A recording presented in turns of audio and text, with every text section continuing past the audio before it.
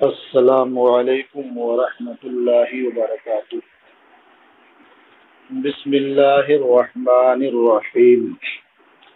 وعن عقبۃ بن عامر قال صلی رسول اللہ صلی اللہ علیہ وسلم علی قتل احد بعد 8 سنین۔ حضرت عقبہ ابن عامر سے روایت ہے، انہوں نے فرمایا کہ اللہ کے رسول صلی اللہ علیہ وسلم نے شہدائے احد پر 8 سال بعد نماز ادا فرمائی، 8 سال بعد نماز جنازہ ادا فرمائی۔ کل مودع للاحیاء والاموات، جیسے زندوں اور مردوں کو الوداع کہہ رہے ہوں، یعنی زندوں اور مردوں کو الوداع کہنے والے کی طرح سے۔ یہاں ایک سوال یہ ہے کہ شہدائے احد پر 8 سال کے بعد نماز جنازہ ادا فرمائی، تو کیا اتنے زمانے کے بعد کسی قبر پر نماز جنازہ پڑھنا درست ہے یا نہیں ہے؟ ظاہر ہے کہ اس میں ایک مسئلہ شہداء کی نماز جنازہ کا ہے، دوسرا مسئلہ اتنے لمبے زمانے کے بعد کا ہے۔ شہداء کی نماز جنازہ پڑھی جاتی ہے، اور اتنے لمبے زمانے کے بعد نماز جنازہ پڑھنا یہ حضور نبی کریم صلی اللہ تعالی علیہ وسلم کی خصوصیات سے ہے، یا شہدائے احد کی خصوصیات سے ہے کہ ان کی نماز جنازہ 8 سال بعد بھی پڑھی گئی۔ امام شافعی رحمۃ اللہ تعالی علیہ فرماتے ہیں کہ یہاں صلی علی قتلہ سے مراد دعا کرنا ہے، یعنی اللہ کے رسول صلی اللہ علیہ وسلم نے شہدائے احد پر 8 سال کے بعد دعا فرمائی، یعنی ان کے حق میں دعا فرمائی، وہاں تشریف لے گئے۔ کل مودع للاحیاء والاموات، زندوں اور مردوں کو الوداع کہنے والے کی طرح سے۔ زندوں کو الوداع کہنے کا مطلب یہ ہوا کہ گویا سرکار دنیا سے تشریف لے جا رہے ہیں، زندوں کے درمیان سے تشریف لے جا رہے ہیں، تو گویا انہیں الوداع کہہ رہے ہیں۔ اور مردوں کو الوداع کہنے کا مطلب یہ ہے کہ سرکار جب تک اپنی حیات ظاہری میں تھے، مردوں کے لیے دعائے خیر فرماتے تھے، ان کے لیے استغفار فرماتے تھے۔ اب سرکار تشریف لے جا رہے ہیں تو یہ سلسلہ ان کے لیے بند ہو جائے، تو اس طرح سے ان کو الوداع کہہ رہے ہیں۔ تو زندوں اور مردوں سب کو الوداع کہنے والے کی طرح سے 8 سال کے بعد شہدائے احد پر اللہ کے رسول صلی اللہ علیہ وسلم نے نماز جنازہ ادا فرمائی یا ان کے حق میں دعا فرمائی، جیسا کہ امام شافعی کا مذہب۔ ہمارے یہاں مراد نماز جنازہ ادا فرمائی، اور امام شافعی رحمۃ اللہ علیہ کے یہاں دعا فرمائی۔ ثم طلع المنبر فقال، پھر نبی کریم صلی اللہ تعالی علیہ وسلم منبر پر رونما ہوئے، منبر پر تشریف لے گئے۔ فقال، تو ارشاد فرمایا، انی بین ایدیکم فرۃ، میں تمہارے سامنے تم سے آگے جانے والا ہوں۔ فرد کہتے ہیں اس شخص کو جو قافلے سے آگے جاتا ہے اور آگے پہنچ کر کے ان کے لیے ڈول ہے، رسی ہے اور پانی پینے کا انتظام کرتا ہے، تاکہ جب یہ لوگ پہنچیں تو انہیں کسی طرح کی پریشانی کا سامنا نہ ہو۔ یہاں مراد یہ ہے کہ حضور نبی کریم صلی اللہ تعالی علیہ وسلم اپنی امت سے پہلے دنیا سے تشریف لے جا رہے ہیں، تو وہ اپنی امت کے لیے فرد ہیں، یعنی ان کے لیے شفیع ہیں۔ جب شفیع جو ہوتا ہے وہ مشفوع لہو سے پہلے جاتا ہے تاکہ اس کے لیے انتظام مکمل رہے۔ وَأَنَا عَلَيْكُمْ شَهِيدٌ، اور میں تمہارے لیے گواہ ہوں۔ وَإِنَّ مَوْعِدَكُمُ الْحَوْض، اور تم سے ملنے کا وعدہ حوض ہے، یعنی حوض کوثر، اور تم سے میری ملاقات ہوگی، وہاں تم مجھے کیا تلاش لینا۔ وَإِنِّي لَأَنظُرُ إِلَيْهِ وَأَنَا فِي مَقَامِي هَذَا، اور یقیناً میں حوض کو دیکھ رہا ہوں جبکہ میں اپنی اس جگہ موجود ہوں. یعنی جہاں آپ منبر پر تشریف فرما تھے تو ارشاد فرمایا کہ میں اپنی اس جگہ سے یعنی اس منبر سے حوض کوثر کو دیکھ رہا ہوں. یہ حضور نبی کریم صلی اللہ تعالی علیہ وسلم کی نظر کا کمال ہے، یہ آپ کا معجزہ ہے. وَإِنِّي قَدْ أُعْطِيتُ مَفَاتِيحَ خَزَائِنِ الْأَرْضِ، اور یقیناً مجھے زمین کے خزانوں کی کنجیاں عطا کی گئی ہیں. ظاہر بات ہے جب اللہ کے رسول صلی اللہ علیہ وسلم کو زمین کے خزانوں کی کنجیاں عطا کی گئی ہیں تو جو سرکار کے خلیفہ ہوں گے، جو سرکار کے نائب ہوں گے، وہ زمین کے خزانوں پر ضرور قابض ہوں گے. یہ بھی ایک طرح سے غیب کی خبر تھی جو بعد میں اس طرح پوری ہوتی گئی کہ لوگوں نے کھلی آنکھوں سے مشاہدہ کیا کہ روئے زمین پر مسلمانوں کا غلبہ ہوا اور اسلامی حکومت کا ہر طرف عروج ہوا. اور حضور نے ارشاد فرمایا وَإِنِّي لَسْتُ أَخْشَىٰ عَلَيْكُمْ أَن تُشْرِكُوا بَعْدِي، اور یقیناً مجھے تم پر یہ خطرہ نہیں ہے، یہ اندیشہ نہیں ہے کہ تم میرے بعد شرک کرو گے. وَلَكِنِّي أَخْشَىٰ عَلَيْكُمُ الدُّنْيَا، لیکن مجھے تم پر دنیا کا اندیشہ ہے، دنیا کا خطرہ ہے. أَن تَنَافَسُوا فِيهَا یا أَن تُنَافِسُوا فِيهَا، کہ تم دنیا کے سلسلے میں ایک دوسرے سے سبقت لے جانے کی کوشش کرو گے، اس میں مقابلہ کرو گے. وَزَادَ بَعْضُهُمْ فَتَقْتُلُوا فَتَهْلِكُوا، اور بعض روایت میں بعض روات نے اس کا اضافہ کیا ہے تو تم قتل کرو گے اور ہلاک ہو جاؤ گے جیسے وہ لوگ ہلاک ہوئے جو تم سے پہلے تھے. یعنی دنیا کی خاطر تم ایک دوسرے کو قتل کرو گے اور اس کے بعد تمہارے لیے ہلاکت ہوگی جیسے تم سے پہلے ہلاک ہو گئے. تو دنیا نے اس منظر کو بھی دیکھا کہ جس طرح سے پہلے مسلمان روئے زمین کے خزانوں کے مالک ہوئے اور ان کی ہر طرف حکمرانی ہوئی، اسی طرح سے بعد میں دیکھا کہ دنیا کی لالچ میں پھنس کر کے یہ مسلمان شہنشاہ ایک دوسرے کو قتل کرتے رہے اور اس کے بعد حکومت پر قبضہ کرتے رہے. تو جو اللہ کے رسول صلی اللہ علیہ وسلم نے ارشاد فرمایا تھا کہ مجھے تم پر دنیا کا اندیشہ ہے، وہ بھی سامنے آ گیا. اور جو فرمایا تھا مجھے تم پر شرک کا اندیشہ نہیں ہے، یعنی تم میرے بعد بتوں کی پرستش نہیں کرو گے، وہ چیز بھی سامنے ہے. متفق علیہ، یہ حدیث متفق علیہ. وعن عائشہ قالت، اور ام المومنین حضرت عائشہ رضی اللہ تعالی عنہا سے روایت ہے، انہوں نے فرمایا ان من نعم اللہ علی ان رسول اللہ صلی اللہ علیہ وسلم توفی فی بیتی وفی یومی وبین سحری و نحری، بے شک مجھ پر اللہ کی نعمتوں میں سے یہ ہے کہ اللہ کے رسول صلی اللہ علیہ وسلم کی وفات میرے گھر میں ہوئی. یعنی جو حجرہ حضرت عائشہ صدیقہ رضی اللہ تعالی عنہا کے لیے حضور کی جانب سے خاص کیا گیا تھا، اس حجرے میں آپ کی وفات ہوئی. وفی یومی، اور فرماتے ہیں کہ میری باری کے دن میں وفات ہوئی، یعنی وہ دن میرے پاس حضور کے قیام کا تھا، اس دن آپ کی وفات ہوئی.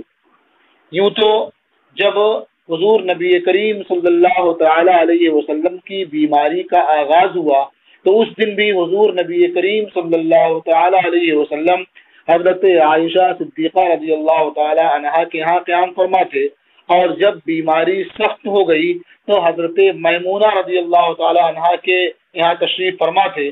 پھر آپ نے خود ہی باقی ازواج مطہرات سے اس بات کی اجازت لے لی کہ جب تک میری طبیعت ٹھیک نہ ہو جائے، جب تک میں بیمار ہوں تو عائشہ کے گھر میں رہوں.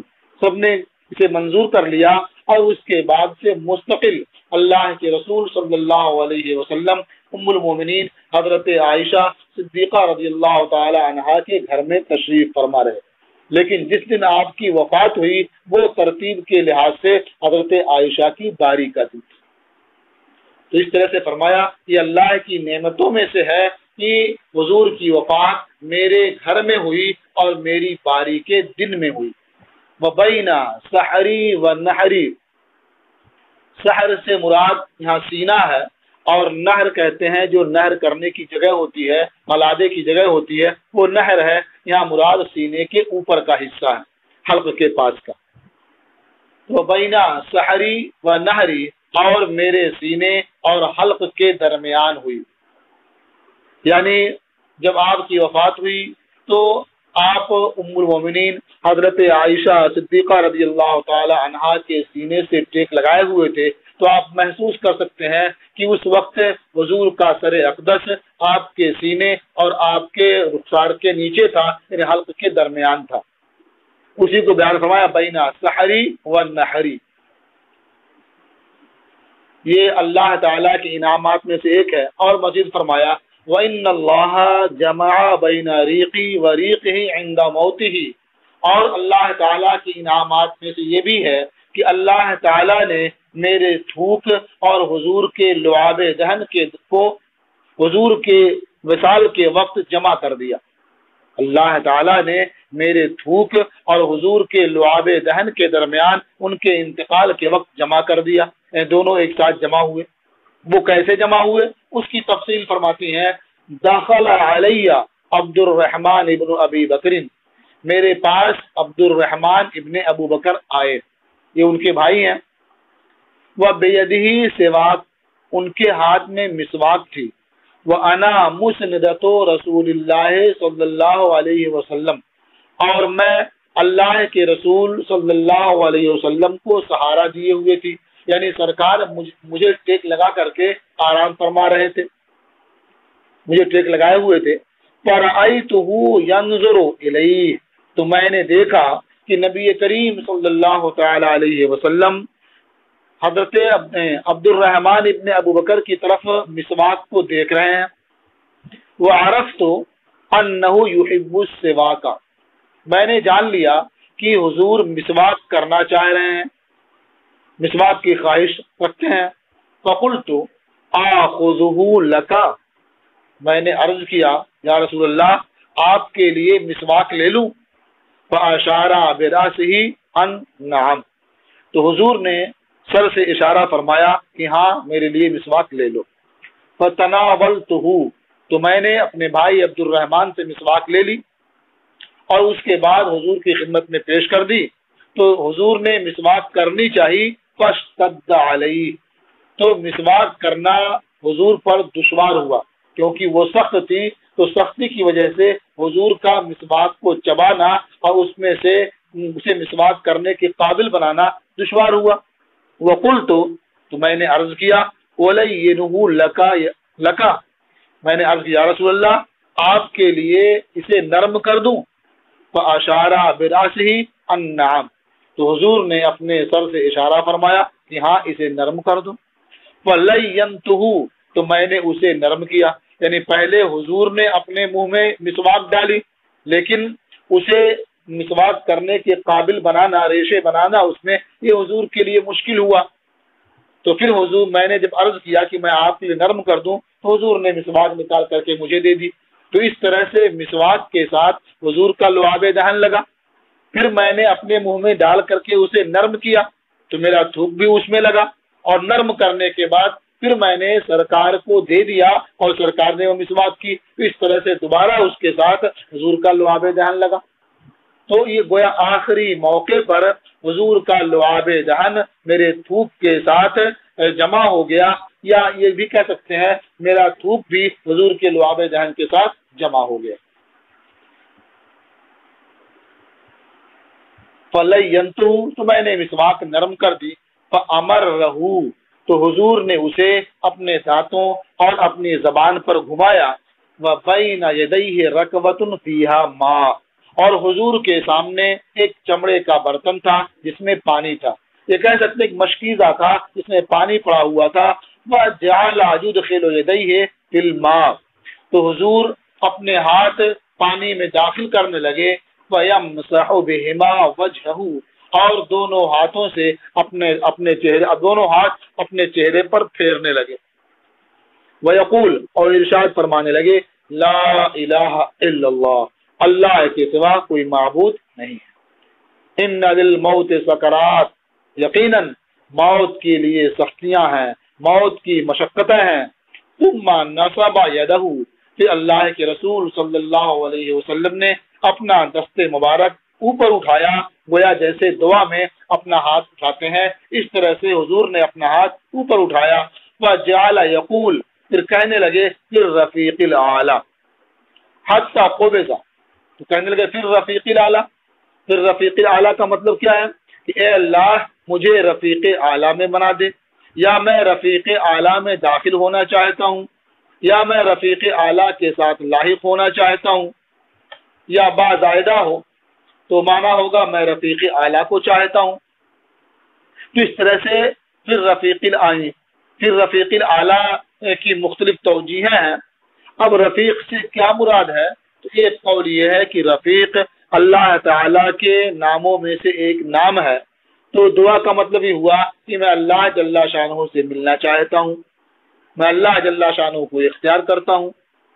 اور رفیق کے بارے میں کہا گیا کہ رفیق یہ انبیاء کی جماعت ہے جو اعلیٰ علین میں رب کے قرب خاص میں رہتی ہے۔ تو فرمایا کہ میں رفیق اعلیٰ میں داخل ہونا چاہتا ہوں، یعنی جو انبیاء کی جماعت ہے جو رب کے قرب خاص میں رہتی ہے انہی میں بھی داخل ہونا چاہتا ہوں، انہی کے ساتھ میں بھی لاحق ہونا چاہتا ہوں۔ حتی قبضہ، یعنی آپ نے یہ کلمات ارشاد فرمائے یہاں تک کہ آپ کی روح قبض کر لی گئی، ومالت یدہ، اور حضور کا ہاتھ نیچے آ گیا۔ رواہ البخاری، اسے امام بخاری نے روایت کیا۔ تو اس طرح سے 12 ربیع الاول دوشنبہ کے روز چاشت کے وقت آپ اس دنیا سے رخصت ہوئے۔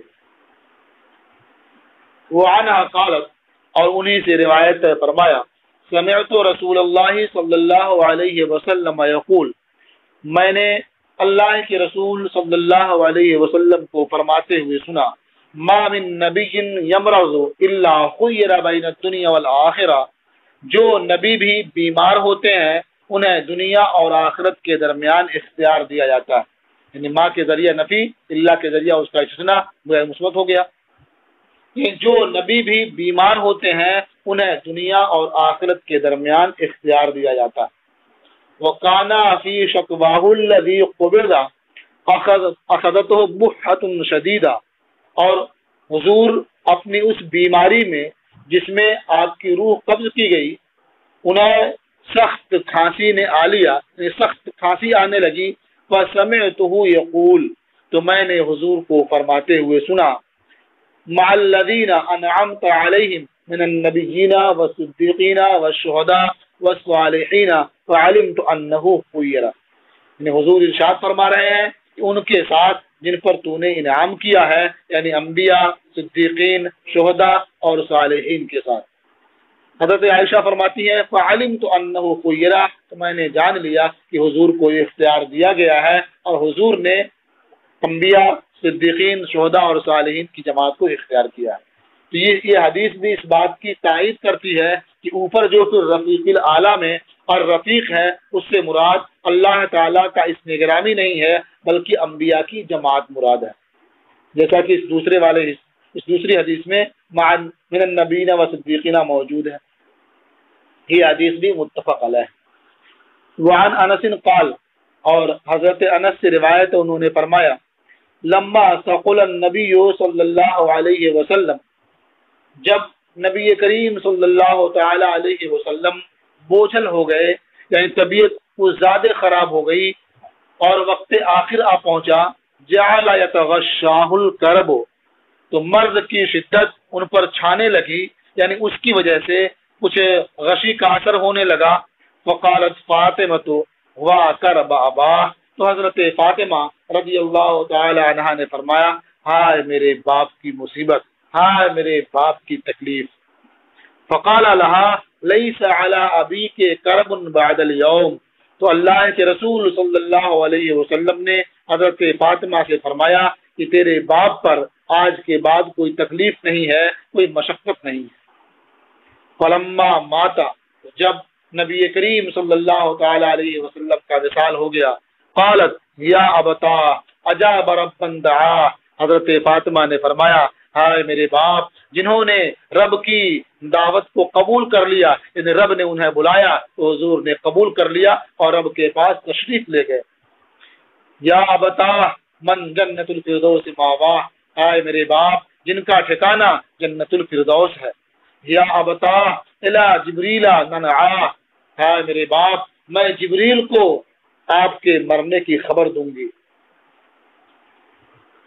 فلما دفنا، تو جب نبی کریم صلی اللہ تعالی علیہ وسلم کو دفن کر دیا گیا، قالت فاطمہ، تو حضرت فاطمہ رضی اللہ تعالی عنہا نے فرمایا، یا انس اطابت انفسکم ان تحثوا علی رسول اللہ صلی اللہ علیہ وسلم التراب، کیا تمہارے دلوں نے گوارا کیا کہ تم اللہ کے رسول صلی اللہ علیہ وسلم کے اوپر مٹی ڈالو؟ دفن کرنے کے بعد جو مٹی ڈالی گئی، تو کیا تمہارے دلوں نے مٹی ڈالنا گوارا کیا؟ یعنی کس دل کے ساتھ کیسے تم لوگوں نے نبی کریم صلی اللہ تعالی علیہ وسلم کو مٹی دی؟ اسے امام بخاری نے روایت کیا ہے۔ اس سے معلوم ہوا کہ کسی کے انتقال کے بعد جو بے اختیار بے قراری بے چینی ہوتی ہے، آنکھوں سے آنسو نکلتے ہیں، اس میں کوئی حرج نہیں ہے، وہ ہو سکتا ہے، درست ہے۔ ہاں، جزا فضا کرنا، نوحہ کرنا، یہ درست نہیں ہے، بس بلکہ بے اختیار جو آنسو نکل آتے ہیں یہ ایک طرح سے شفقت اور رحمت اور باہمی محبت کی علامت اور پہچان ہوتی ہے۔ الفصل الثانی عن انس قال، یہ باب وفات النبی صلی اللہ علیہ وسلم کی دوسری فصل ہے۔ حضرت انس سے روایت ہے، انہوں نے فرمایا، لما قدم رسول اللہ صلی اللہ علیہ وسلم المدینۃ لعبت الحبشۃ بحرابہم فرحا لقدومہ، جب اللہ کے رسول صلی اللہ علیہ وسلم ہجرت کر کے مدینہ منورہ تشریف لائے تو حبشیوں نے آپ کی آمد کی خوشی میں نیزہ بازی کی۔ حراب کے معنی ہے چھوٹے چھوٹے نیزے، فرحا لقدومہ حضور کی آمد کی خوشی میں۔ تو جب نبی کریم صلی اللہ تعالی علیہ وسلم مدینہ منورہ تشریف لائے تو حبشیوں نے آپ کی آمد کی خوشی میں نیزہ بازی کی اور اس طرح سے اپنی مسرتوں کا اظہار کیا۔ رواہ ابو داؤد، اسے ابو داؤد نے روایت کیا ہے۔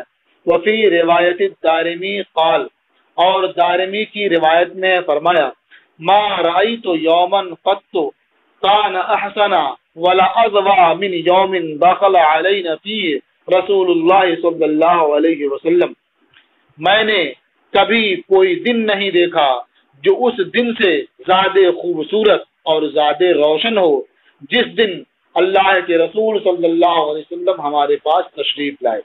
گویا سرکار کی آمد کا دن تمام دنوں میں سب سے بہتر اور سب سے روشن دن تھا۔ وما رأیت یوما کان اقبح ولا اظلم من یوم مات فیہ رسول اللہ صلی اللہ علیہ وسلم، اور میں نے کوئی دن نہیں دیکھا جو اس دن سے زیادہ قبیح اور زیادہ تاریک ہو جس دن اللہ کے رسول صلی اللہ علیہ وسلم کا وصال ہوا، وفات ہوئی۔ یعنی سرکار کی آمد کا دن سب سے اچھا، سب سے روشن دن تھا، اور سرکار کی وفات کا دن ہم عاشقوں کے لیے سب سے قبیح اور سب سے تاریک دن تھا۔ وفی روایت ترمذی، اور امام ترمذی کی روایت میں فرمایا، لما کان اليوم الذي دخل فيه رسول اللہ صلی اللہ علیہ وسلم المدینۃ اضاء منها كل شيء، جب وہ دن آیا جس دن اللہ کے رسول صلی اللہ علیہ وسلم مدینہ میں داخل ہوئے تو مدینہ کی ہر چیز روشن ہو گئی۔ اضاء منها كل شيء، تو مدینہ کی ہر چیز روشن ہو گئی۔ فلما كان اليوم الذي مات فيه اظلم منها كل شيء، اور جب وہ دن ہوا جس میں اللہ کے رسول صلی اللہ علیہ وسلم کا وصال ہوا تو مدینہ کی ہر شے تاریک ہو گئی۔ وما نفضنا ایدینا عن التراب، اور ہم نے اپنے ہاتھ مٹی سے جھاڑے نہیں جبکہ ہم حضور کے دفن میں شامل تھے۔ حتی انکرنا قلوبنا، یہاں تک کہ ہم نے اپنے دلوں کو غیر پایا، اپنے دلوں کو بدلا ہوا پایا۔ لفظی معنی کیا ہوگا؟ ہم نے اپنے دلوں کا انکار کر دیا، یعنی جو ہمارے دل حضور نبی کریم صلی اللہ تعالی علیہ وسلم کے وصال سے پہلے تھے، وصال کے بعد ہم نے وہ دل نہیں پایا بلکہ دل بدلا ہوا پایا اور متغیر پایا۔ یعنی جو نورانیت اور جو صفائی قلب کی حضور نبی کریم صلی اللہ تعالی علیہ وسلم کے مشاہدے سے، حضور کی زیارت سے ہوا کرتی تھی، آج ہمارے دلوں میں وہ نورانیت اور وہ صفائی معلوم نہیں ہو رہی تھی۔ تو اتنا فرق ہو گیا تھوڑے وقفے میں، یعنی حضور کے دفن کرنے سے پہلے جب تک حضور کے رخ زیبا کی زیارت ہوتی رہی، جب تک دل کی نورانیت اور قلب کی صفائی اعلیٰ درجے کی تھی، اور جب سرکار کو دفن کر دیا گیا، نگاہوں سے اوجھل ہو گئے، تو اب وہ صفائی بدل گئی، نورانیت میں کیا کمی آ گئی۔ یہ حضور اور غیبت کی حالت کا تفاوت کا فرق تھا۔ وعن عائشہ قالت، اور ام المومنین حضرت عائشہ رضی اللہ تعالی عنہا سے روایت ہے، انہوں نے فرمایا لما قبض رسول اللہ صلی اللہ علیہ وسلم اختلفوا فی دفنہ، جب اللہ کے رسول صلی اللہ علیہ وسلم کا وصال ہوا، یعنی آپ کی روح قبض کی گئی، تو صحابہ کرام آپ کے دفن کے سلسلے میں مختلف ہو گئے، یعنی آپ کو کہاں دفن کیا جائے اس بارے میں اختلاف ہو گیا۔ بعض نے کہا کہ حضور کو مکہ مکرمہ میں دفن کیا جائے کیونکہ آپ کی پیدائش وہیں ہوئی اور آپ اصل وہیں کے رہنے والے ہیں۔ بعض لوگوں نے کہا کہ آپ کو مدینہ منورہ میں جو قبرستان ہے بقیع، وہاں دفن کیا جائے، اس لیے کہ آپ کے بہت سے چاہنے والے وہیں دفن ہیں۔ بعض نے کہا کہ بیت المقدس میں دفن کیا جائے کیونکہ وہاں بہت سے انبیاء مدفون ہیں۔ تو اس طرح سے حضور کو کہاں دفن کیا جائے اس سلسلے میں اختلاف ہو گیا۔ وقال ابو بکر، تو حضرت ابو بکر نے ارشاد فرمایا سمعت من رسول اللہ صلی اللہ علیہ وسلم شیئا، میں نے اللہ کے رسول صلی اللہ علیہ وسلم سے کچھ سنا ہے، یعنی میں نے اس تعلق سے حضور سے سنا ہے جو میں بھولا نہیں ہوں۔ قال، حضور نے ارشاد فرمایا ما قبض اللہ نبیا الا فی الموضع الذی یحب ان یدفن فیہ، اللہ تعالیٰ نے کسی نبی کی روح قبض نہیں فرمائی مگر اس جگہ میں جہاں ان کا دفن ہونا اسے محبوب ہوتا ہے۔ الا فی الموضع الذی، مگر اس جگہ میں جس میں ان کا دفن کیا جانا محبوب ہوتا ہے، یعنی اب یہ دفن کیا جانا اللہ کو محبوب ہوتا ہے یا اس نبی کو وہاں دفن ہونا محبوب ہوتا ہے۔ تو اب اس سے ظاہر ہے کہ جہاں حضور نبی کریم صلی اللہ علیہ وسلم کا وصال ہوا ہے، حضور کو وہیں دفن کیا جانا مناسب ہے، اس لیے کہ حضور کو یا اللہ تعالیٰ کو وہیں دفن ہونا محبوب ہے۔ ادفنوہ فی موضع فراشہ، لہذا حضور کو ان کے آرام کرنے کی جگہ دفن کر دو۔ رواہ الترمذی، اسے ترمذی نے روایت کیا۔ تو اس طرح سے بر وقت حضرت ابوبکر صدیق رضی اللہ تعالی عنہ کا یہ حدیث پیش کرنا بہت سے مشکلات کا پیش کرنا بڑے مشکلات کے حل کا باعث ہوا اور لوگوں کو اطمینان کا باعث ہوا، اور اس کے بعد اتفاقی طور پر سب نے وہاں دفن کیا۔ الفصل الثالث، یہ باب وفات النبی صلی اللہ علیہ وسلم کی تیسری فصل ہے۔ عن عائشہ قالت کان رسول اللہ صلی اللہ علیہ وسلم یقول، ام المومنین حضرت عائشہ صدیقہ رضی اللہ تعالی عنہا سے روایت ہے، انہوں نے فرمایا کہ اللہ کے رسول صلی اللہ علیہ وسلم ارشاد فرماتے تھے جبکہ آپ صحت مند تھے، وہو صحیح، یعنی اس حال میں جبکہ آپ بیمار نہیں تھے، صحت مند تھے، تو آپ ارشاد فرماتے تھے انہ لن یقبض نبی حتی یرا مقعدہ من الجنہ، یعنی ہرگز کسی نبی کی روح قبض نہیں کی جاتی ہے یہاں تک کہ اسے اس کا جنتی ٹھکانہ دکھا دیا جاتا ہے، یعنی جنت میں جہاں اس کا قیام ہوگا وہ جگہ نبی کو دکھا دی جاتی ہے، پھر اس کے بعد اس کی روح قبض کی جاتی ہے۔ تو جنت کا ٹھکانہ دکھائے جانے کے بعد اسے اختیار دیا جاتا ہے۔ ثم یخیر، پھر اس نبی کو اختیار دیا جاتا ہے، یعنی اب وہ چاہیں تو دنیا میں رہیں اور چاہیں جو ان کا جنتی ٹھکانہ ہے وہاں تشریف لے جائیں۔ تو اب ایسے موقع پر وہ نبی اپنے جنتی ٹھکانے کو ترجیح دیتے ہیں، اسے اختیار کرتے ہیں، تب ان کی روح قبض کی جاتی ہے۔